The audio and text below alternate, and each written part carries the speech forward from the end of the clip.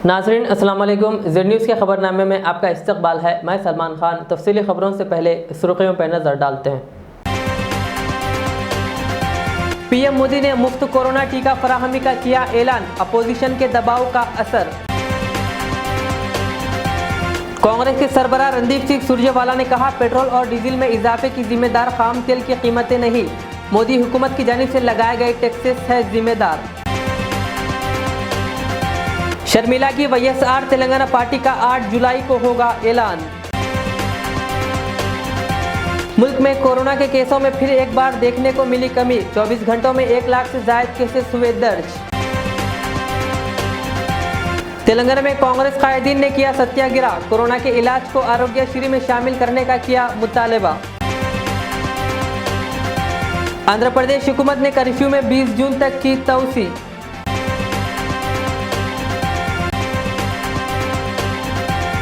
अब पेश है खबरों की तफसील। मुल्क में कोरोना इन्फेक्शन की रफ्तार मुसलसल सुस्त पड़ने और इस वबा को शिकस्त देने वालों में लगातार इजाफे से सरगर्म मामलों की शरह 5.13% रह गई है।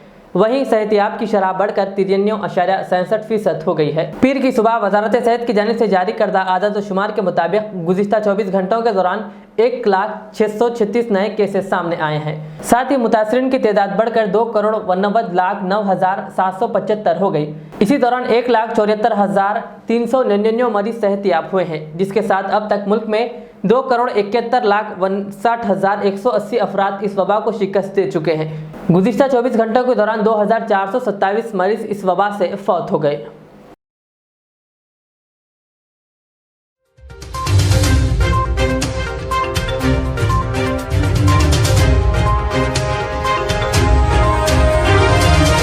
कोरोना बहरान के दरमियान वज़ीर आज़म नरेंद्र मोदी पीर की शाम 5 बजे मुल्क से खिताब करते हुए कोरोना टीकाकारी से मुताल्लिक एक बड़ा ऐलान किया। उन्होंने कहा कि 21 जून से मुल्क में 18 साल से ज्यादा उम्र वाले सभी लोगों को हुकूमत हिंद के जरिए मुफ्त वैक्सीन लगाई जाएगी। साथ ही पीएम मोदी ने यह भी वाज़ेह किया कि रियासतों से टीकाकारी का काम वापस लिया जाएगा और अब मरकजी हुकूमत ही ये काम करेगी।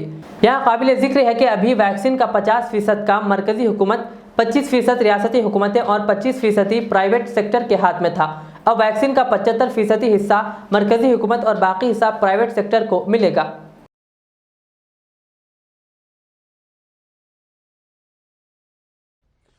आज ये निर्णय लिया गया है कि राज्यों के पास वैक्सीनेशन से जुड़ा जो 25% काम था, उसकी जिम्मेदारी भी भारत सरकार उठाएगी।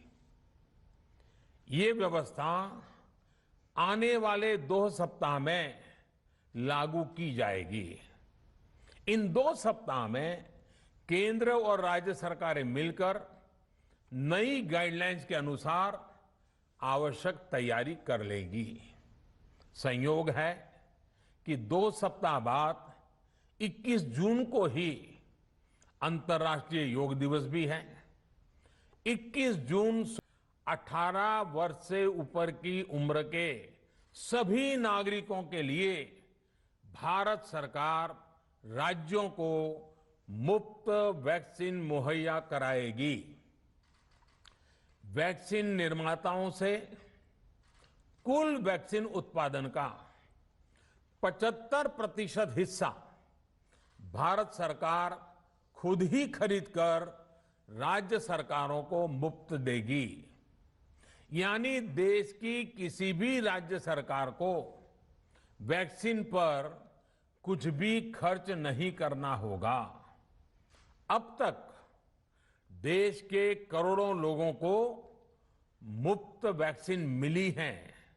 अब 18 वर्ष की आयु के लोग भी इसमें जुड़ जाएंगे। सभी देशवासियों के लिए भारत सरकार ही मुफ्त वैक्सीन उपलब्ध करवाएगी।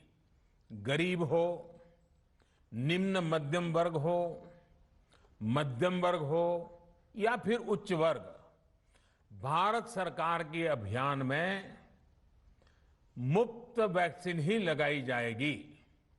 हां, जो व्यक्ति मुफ्त में वैक्सीन नहीं लगवाना चाहते, प्राइवेट अस्पताल में वैक्सीन लगवाना चाहते हैं उनका भी ध्यान रखा गया है।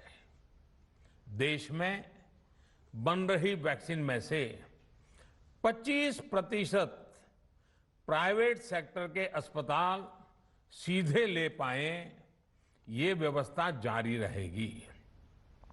प्राइवेट अस्पताल वैक्सीन की निर्धारित कीमत के उपरांत एक डोज पर अधिकतम 150 रुपये ही सर्विस चार्ज ले सकेंगे।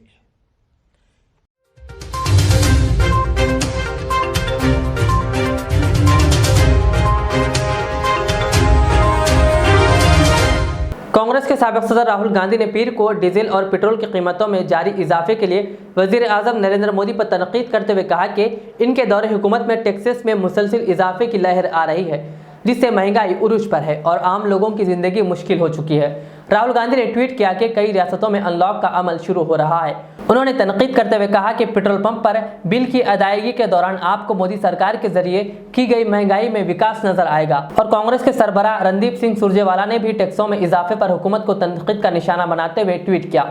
उन्होंने कहा, बड़े पैमाने पर आवाम से लूट। गुज़िश्ता 13 माह में पेट्रोल 25 रुपये 72 पैसे महंगा हुआ, डीजल भी 23 पैसे और 93 पैसे फी लीटर महंगा हुआ। और कहा कि कई रियासतों में इसकी कीमत 100 रुपये से तजाविज़ हो गई है। उन्होंने कहा कि पेट्रोल और डीजल में इजाफे की जिम्मेदार खाम तेल की कीमतें नहीं है, मोदी हुकूमत की जानिब से लगाए गए टैक्सेस जिम्मेदार है।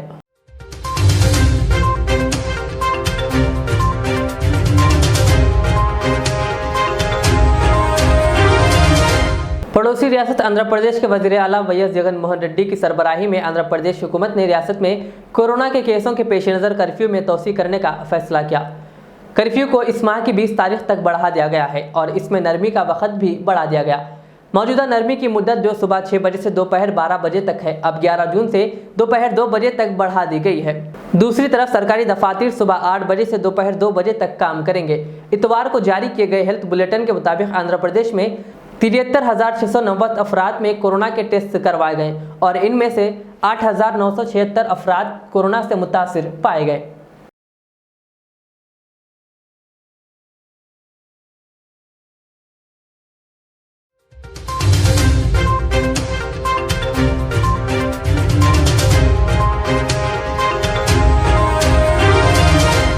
वाईएस शर्मिला ने इतवार के रोज रियासत तेलंगाना के लोगों को कोविड वैक्सीन देने में नाकाम होने पर वजीर आला के चंद्रशेखर राव पर तनकीद की। उन्होंने इल्जाम लगाया कि रियासत के तमाम सरकारी अस्पतालों में 1 माह कबल पहली खुराक रोक दी गई थी। एक ट्विटर पैगाम में उन्होंने हैरत का इजहार किया कि अगर रियासती हुकूमत हैदराबाद से ताल्लुक़ रखने वाले वैक्सीन बनाने वालों से वैक्सीन की खुराक नहीं ले रही है।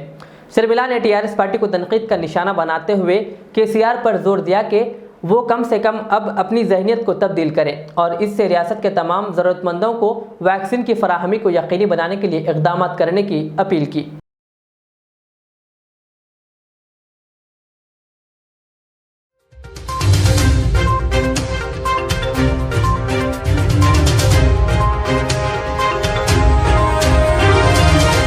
कांग्रेस कायदीन ने पीर को आरोग्यश्री में कोरोना के इलाज को शामिल करने और ब्लैक फंगस के शिकार अफराद के मुफ्त इलाज के मुतालबे के लिए गांधी भवन में सत्याग्रह मुनक्किद किया।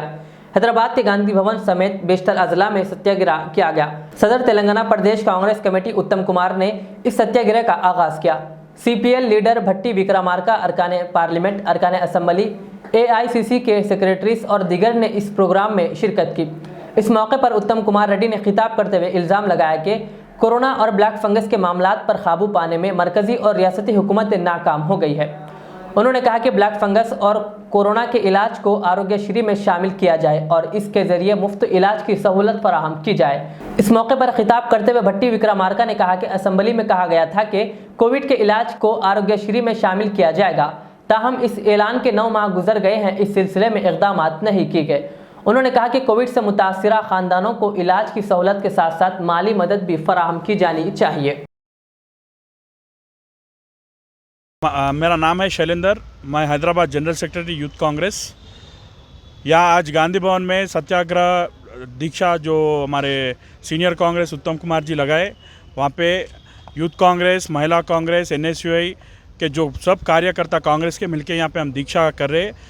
ये दीक्षा का मुख्य डिमांड एक ही है कि कोरोना और ब्लैक फंगस जो अवाम को परेशान करके जो बीमारी फैल रहा, उसको अवाम को मतलब पब्लिक को फ्री ट्रीटमेंट करना बोल के हमारा एक मेन डिमांड है। उसके बावजूद जो गवर्नमेंट सेंट्रल गवर्नमेंट चाहे सेंट्रल गवर्नमेंट रहने दो या स्टेट गवर्नमेंट रहने दो, ये दो गवर्नमेंट जो है, दो भी कोरोना के कोविड पैंडमिक के बारे में पूरा 0% फेल हो गए। कुछ भी आवाम को कुछ भी सहूलत नहीं दे रहे। तो हम सहूलत देने के लिए हम डिमांड कर रहे, दीक्षा कर रहे। और केसीआर जो प्रोजेक्ट्स के ऊपर फंड रिलीज़ कर रहा, वो अवाम को पानी नहीं दिए तो चलेगा, एडजस्ट कर लिए अवाम, और अवाम करंट नहीं है तो एडजस्ट कर लिए, और डबल बेडरूम बोले डबल बेडरूम नहीं दिए तो भी एडजस्ट कर लिए। आप घर को एक एम्प्लॉयमेंट देते हो बोले फिर भी एडजस्ट कर लिए। सब चीज़ पब्लिक एडजस्ट करने के बाद आज जो कोरोना के कोविड-19 के बारे में आप लोग जो केयरलेस काम कर रहे उसको पब्लिक एडजस्ट करने के लिए तैयार नहीं है।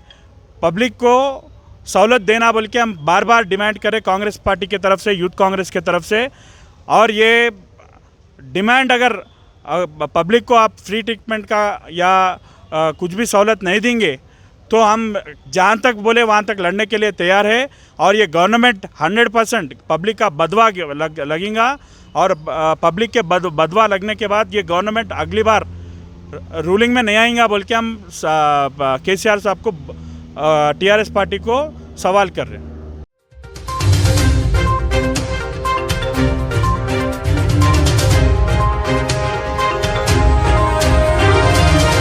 मौलाना अब्दुल हमीद रहमानी चिश्ती सदर कुल हिंद इस्लाही माशरा ने इंतहाई अफसोस का इजहार करते हुए कहा कि हैदराबाद के मुअज़्ज़िज़ और इल्मी शख्सियत जिनके वालिद मौलाना मोहम्मद हमीद उद्दीन हुसामी आकिल रहमतुल्लाह अलैह के फर्जंद मौलाना जाफ़र पाशा सानी आकिल जब एक ज़रूरी मीटिंग से घर वापस लौट रहे थे, इसी के बीच ट्रैफिक जाम से गुजरते हुए घर के रास्ते के दौरान नए पुल पर पुलिस ने इन्हें रोक दिया और मौलाना के साथ बदसलूकी की गई। मौलाना रहमानी ने कहा कि अफसोस की बात है कि डीजीपी महेंद्र रेड्डी और commissioner of police Hyderabad Anjani Kumar अपनी खिदमत बेहतर अंजाम दे रहे हैं, वहीं इनके मातहत काम करने वाले अपने दिलों में तासुब रखती है। मौलाना रहमानी ने कहा कि इस मामले में हुकूमत तेलंगाना को एक आला सतही कार्रवाई करना चाहिए और बदतमीजी से पेश आने वाले ऑफिसर पर कार्रवाई करे ताकि दोबारा कोई पुलिस ऑफिसर इस तरह की हरकत ना करे। मौलाना ने कहा कि जाफर पाशा की बेइज्जती तमाम उलमा और मिल्लत इस्लामिया की बेइज्जती है। अस्सलाम वालेकुम वरहमतुल्लाहि वबरकातुहू। मोहतरम नाज़रीन, आज इंतहाई बड़ा अफसोस हुआ है हमारे शहर हैदराबाद की पुलिस के रवैये पर कि आज हैदराबाद की एक मुअज़्ज़िज़, बहुत ही एक इल्मी शख्सियत, जिनके वालिद बुज़ुर्गवार मौलाना हज़रत हमीदुद्दीन आकिल हुसामी साहब, जो एक अजीम शख्सियत हैदराबाद की गुज़री है, उनके साहबजादे मौलाना हुसामुद्दीन आकिल जाफ़र पाशा, जो आज पुराने पुल के पास कुछ तासुब पसंद पुलिस वालों ने, जो 2:15-20 कुछ हो रहे थे, तो उन्हें 20 मिनट के जो इजाफ़ा होने पर उन्हें रोक दिया गया और वो रोड पे बैठे रहे और पुलिस वाले जो है उनकी एक नहीं सुनी। तो बड़ी अफसोस की बात है कि पुलिस का जो रवैया दिन ब दिन हैदराबाद का, जो एक नफ़रत को जो है भर रहा है, जबकि जो है फ्रेंडली पुलिस सारी दुनिया में मशहूर है हैदराबाद की। जनाब मोहतरम महेंद्र रेड्डी साहब और हमारे अंजनी कुमार साहब ये बेहतरीन काम अंजाम दे रहे हैं, लेकिन जो है उनके मातहतीन कुछ ऐसी हरकतें कर रहे हैं जिससे जो है पुलिस महकमा बदनाम हो रहा है और अवाम के अंदर जो है एक किस्म की बेचैनी और जो है एक नफ़रत पैदा हो रही है। मैं इसकी शिद्दत से मज़म्मत करता हूँ कि जो है मौलाना जाफ़र पाशा सानी साहब को जो रोका गया, एक मजहबी शख्सियत, एक उमर रसीदा शख्सियत, एक इल्मी शख्सियत, ज़रा ख्याल करे बगैर वो रोड पे बैठे रहे। अरे वो मौलाना हमीदुद्दीन आकिल, जिनके जो है जूतों में बैठने वाला आज उर्दू एकेडमी का चेयरमैन बन के बैठा है, उसके साथ पुलिस गनमैन देती है और वो आला ओहदे पर है, और उन्हीं के घर का फ़र्ज जो है, जो बेटे हैं, जो फर्जंद है, उन्हें जो है आज पुलिस रोककर जो है उनकी बेइज्जती की है। ये उनकी बेइज्जती नहीं, मैं समझता हूँ कि सारे उलमा इकराम की तौहीन है, बल्कि मजहबी शख्सियतों की तौहीन है, तमाम मजहबी शख्सियतों को इसकी जो है मजम्मत करना चाहिए और उन पुलिस ऑफिसर्स को जो है माफ़ी मांगना चाहिए मौलाना जाफ़र ख्वाजा सानी साहब से कि वो शख्स जो अमन के लिए, मोहब्बत के लिए, भाईचारगी के लिए, अवाम को एक करने के लिए और तमाम जो है मिल्लत इस्लामिया हो, गैर मुस्लिम हो, कई लोगों की मदद करते हैं। आज भी कई लोग उनसे वाबस्ता हैं। मैं तमाम जो है ज़िम्मेदारों से ख्वाहिश करता हूँ कि दोबारा इस तरह किसी मजहबी शख्सियत की जो है तौहीन ना हो। हाँ, यकीनन थोड़ी देर हो गई होगी तो उस पर इस तरह रोक कर उन्हें जो है रोड पर बिठाया गया है। मैं इसकी शिद्दत से मजम्मत करता हूँ और मैं हुकूमत तेलंगाना से ख्वाहिश करता हूँ कि ये इसके ऊपर एक आला सतह की जो है जाँच बिठाया जाए और वो तासुब पसंद पुलिस ऑफिसर्स के खिलाफ कार्रवाई की जाए ताकि दोबारा इस तरह की कोई हरकत ना करें। जज़ाकल्लाह खैर।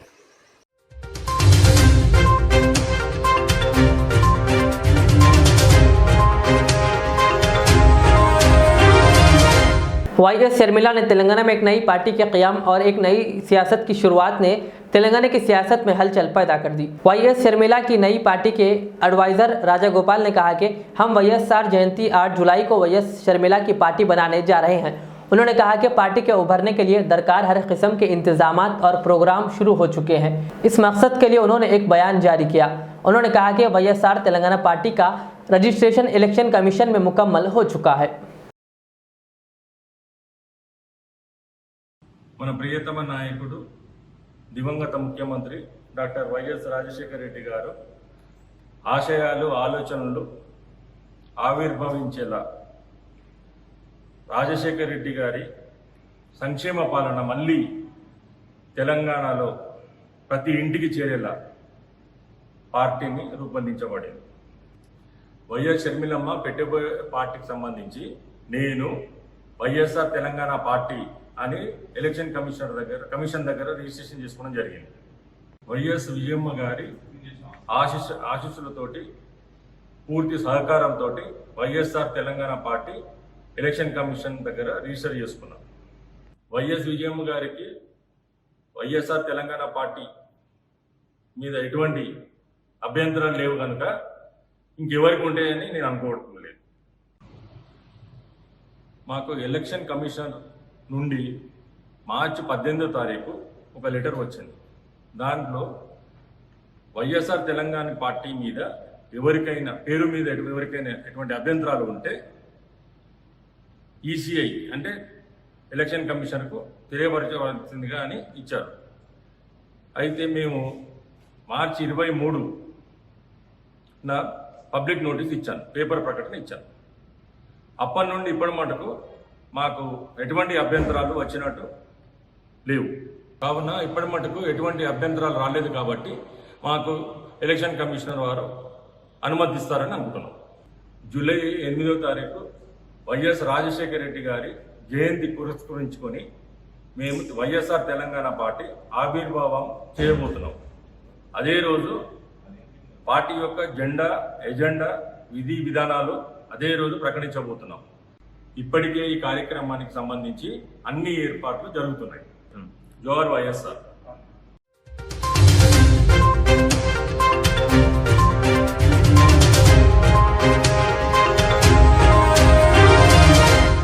City police commissioner Anjani Kumar IPS ने लर्निंग सेंटर चेलापुरे का दौरा किया और पुलिस अहलकारों और उनके अहल खाना के लिए वैक्सीनेशन अमल का मुआयना किया। कमिश्नर ने पुलिस के अहल खाना से भी बातचीत की। इस प्रोग्राम में south zone DCP Gajarao Bhopal IPS और दीगर अफसरान ने शिरकत की।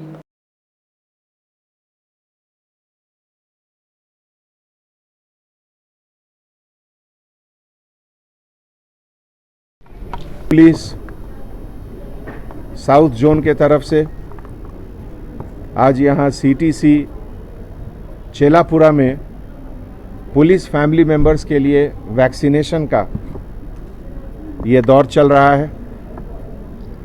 हमारे डॉक्टर साहब, डॉक्टर राजशेखर रेड्डी साहब और इनकी पूरी टीम हैदराबाद सिटी पुलिस के हर wing, traffic, law and order, CAR, home guard, सभी के फैमिली मेंबर्स का वैक्सीनेशन 4 जगह हैदराबाद में हो रहा है।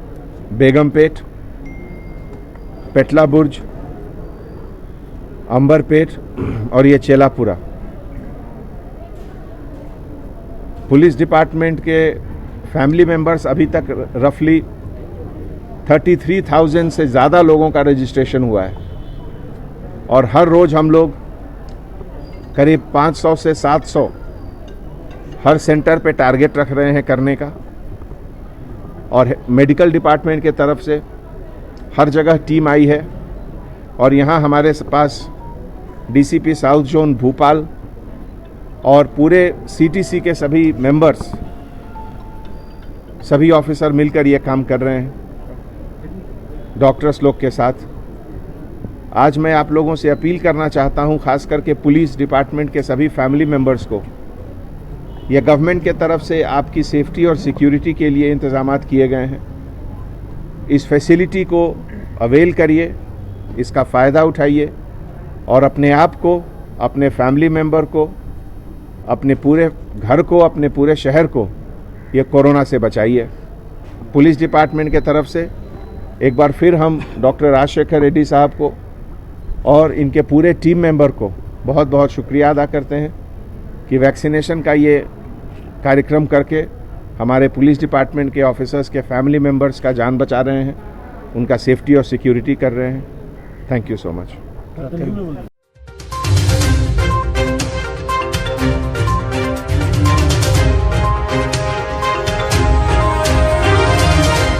शहर में लॉकडाउन के दौरान कत्ल और गुंडागर्दी उरूज पर है। पुलिस सिर्फ चालानात करने पर तवज्जो दे रही है, पेट्रोलिंग करने पर नहीं।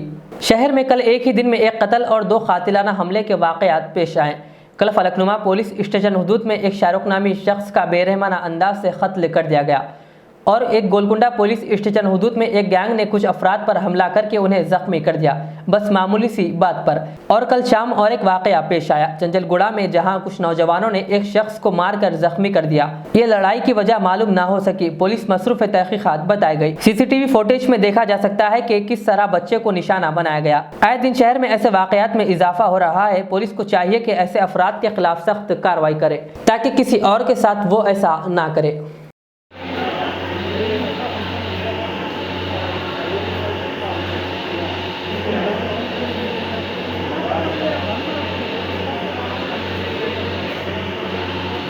सात बजे निकला साहब, खाना वाना खा लेके।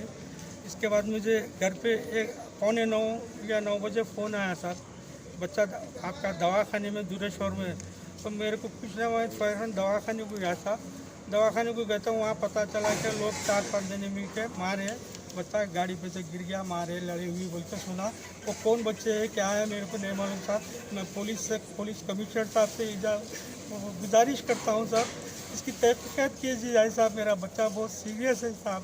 आप सबसे गुजारिश है साहब, पुलिस से गुजारिश है साहब, आप न्यूज़ चैनल वालों से गुजारिश है साहब, मेरा बच्चा सीरियस है साहब, इसके लिए कुछ कीजिए साहब, होश में आ जाए मेरा बच्चा अच्छा सेहतमंद हो गया तो मेरे अल्लाह। क्या नाम है बच्चे? मेरा बच्चे का नाम मोहम्मद अदनान है साहब।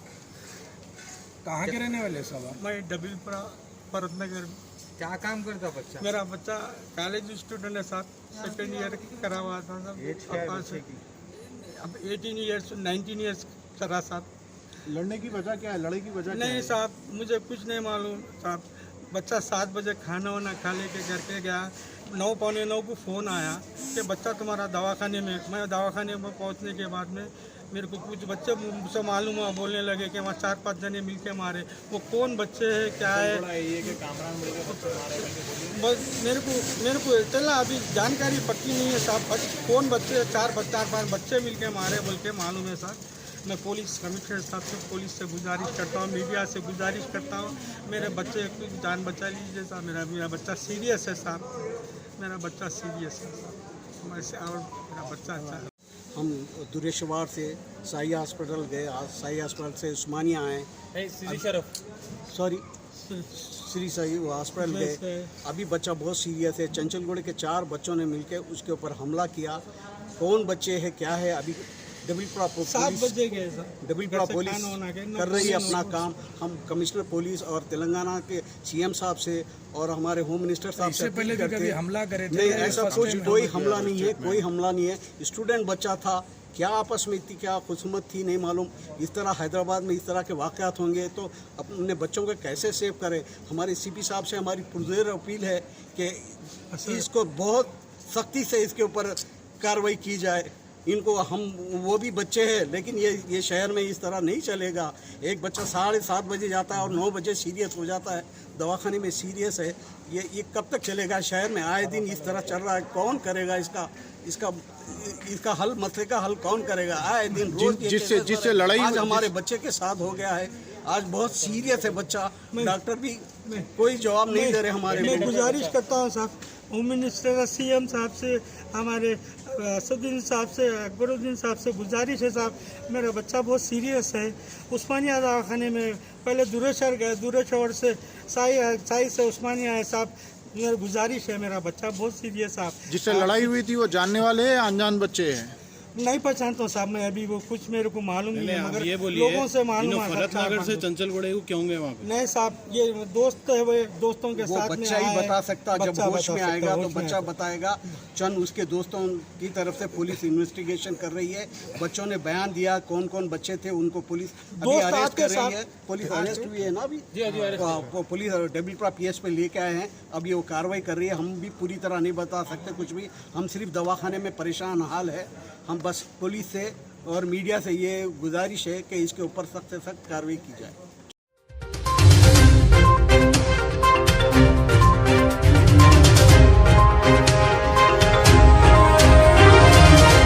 मलकाजगिरी इलाके के अंबा कॉलोनी में एक 2 साला मासूम बच्चा बाहर खेलते हुए दूसरी गलियों में खो गया। मुकामी लोगों ने जब ये बच्चे को देखा तो पुलिस को इत्तला देते हुए ये बच्चे को पुलिस के हवाले किया। पुलिस ने उस एरिया का दौरा करते हुए बच्चे के घर का पता लगाया और उस बच्चे को माँ बाप के हवाले किया। ఈ రోజు మధ్యాహ్నం 2 గంటలకు మల్కాజ్గిరిలోని అనటెక్స్ దగ్గర అంబాభవన్ అనే కాలనీలో శ్రేయర్ అనే 2 ఇయర్స్ బాబు తన ఇంటి వద్ద అపార్ట్మెంట్ ముందు ఆడుకుంటూ వాళ్ళ తల్లిదండ్రులకు కానీ ఎవరికైనా చెప్పకుంటూ నడుచుకుంటూ అనటెక్స్ దగ్గరికి వచ్చి అక్కడ తప్పిపోయినట్టు తిరుగుతుంటే అక్కడ ఉన్న ప్రజలు అతన్ని గమనించి ఈ పిల్లగాడు తప్పిపోయినామని చెప్పేసి 100కు డయల్ చేసి ప్యాటర్న్ మొబైల్కి వారిని అప్పచెప్పడం వల్ల వారు ఎమ్మటే PSకి తీసుకొని వచ్చి మన ఇన్స్పెక్టర్ గారు సార్కి చెప్పడంతో ఇన్స్పెక్టర్ సార్ కొన్ని టీములుగా తయారు చేసి ముందుగా ఈ అబ్బాయి ఎవరి కొడుకు అని చెప్పేసి మొత్తము గల్లీ తిరిగి వెతకమని చెప్పగా వారిని ఒక అర్ధగంటలోపే వాళ్ళ తల్లిదండ్రులని వెతికి తీసుకొని వచ్చి ఆ బాబుని క్షేమంగా వాళ్ళ తల్లిదండ్రులకు అప్పగించడం జరిగింది. కాబట్టి ఈ బాబు తప్పిపోయిన వెంటనే మనకు తెలవడంతో ఇన్స్పెక్టర్ సార్ దాన్ని కొన్ని టీములుగా తయారు చేసి తొందరగా అర్ధగంటలనే ట్రేస్ చేసి వాళ్ళకి అప్పచెప్పడం అనేది చాలా ఆనందకరమైన విషయము. దీంట్లో కృషి చేసిన ప్రతి సిబ్బందికి నా యొక్క ధన్యవాదాలు చెప్తూ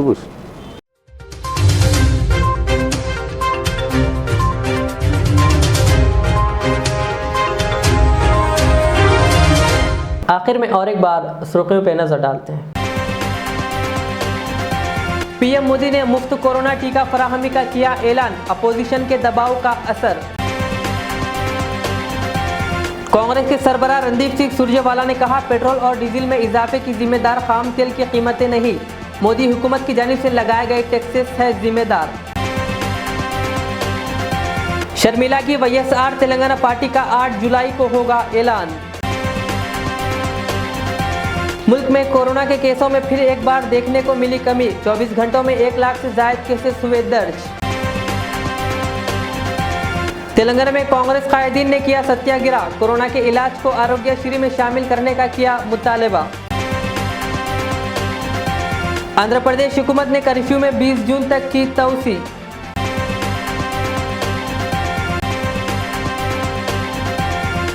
ये थी आज की दिन भर की हमारी खबरें हैं। मुझे इजाज़त दीजिए। हमारे Z चैनल को YouTube पर सब्सक्राइब, Facebook पर लाइक शेयर ज़रूर करें। अल्लाह हाफिज़। रियाज इस्लामिक स्कूल तालीमी मैदान में एक नया इनकलाब, इस्लामिक और मॉडर्न एजुकेशन की अजीम दरसगाह।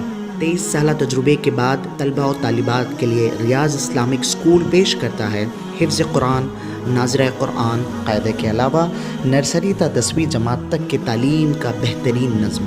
बच्चों के लिए हॉस्टल की सहूलत, मुस्तहिक़ तलबा के लिए खुसूसी रियायत, तलबा और तालिबात के लिए अलहदा क्लासेस के माकूल नज़्म, खुसूसी computer classes, hardware and software training. बच्चों में तहरीरी और तकरीरी सलाहियतों को उजागर करने के लिए हफ्तावारी प्रोग्राम, काबिल और मुशफ़िक़ असातिज़ा इकराम की निगरानी में बेहतरीन तालीम नज़्म। सुबह 8 बजे तक शाम 4:30 बजे दाखिले जारी हैं। उजलत कीजिए। Riyaz Islamic school, opposite lane, new SR petrol pump, Vattepally, Hyderabad.